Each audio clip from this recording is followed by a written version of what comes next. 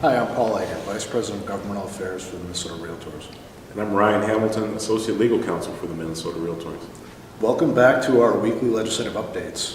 With the 2017 legislative session beginning this Tuesday, Ryan and I are back doing our weekly updates, and we're actually in one of the new rooms in the renovated Capitol, and it's amazing. We've been looking around the building today, and we've had some time over here this week, but it seems like every time we turn around we see something new that we hadn't seen before. So if you get a chance, come over to the Capitol and take a look. It's worth it. And I'm gonna plug it at the end, but Housing Day is coming up. This is our day at the Capitol on February 23rd. It'll be a great opportunity to see the renovated Capitol and meet with your legislators.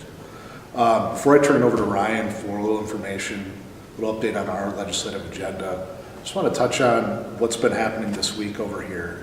Typically the first week of session is largely ceremonial, with members getting sworn in, a lot of receptions, and basically members just getting settled into their offices again. This year was a little bit different. The House Tax Committee had a hearing on the federal tax conformity bill. I testified at that hearing in support of the home ownership provisions, the mortgage debt cancellation tax relief pieces in that bill, as well as the deductibility for mortgage insurance premiums. And we were hoping for quick action on that, and the House delivered. They passed that bill off the floor on a bipartisan vote of 130 to 0. So now we'll look to the Senate. Hopefully that bill will arrive on the governor's desk, maybe even as early next week. So there's a lot of action going on. I'm going to turn over to Ryan, because we've been doing a lot of meetings with legislators actually going back to the end of November. And Ryan can give us an update on where things are at with our agenda. Thanks, Paul. So as Paul mentioned, we've been setting up almost a dozen meetings with legislators, committee chairs, and other stakeholders about our 2017 Minnesota Home Ownership Initiative.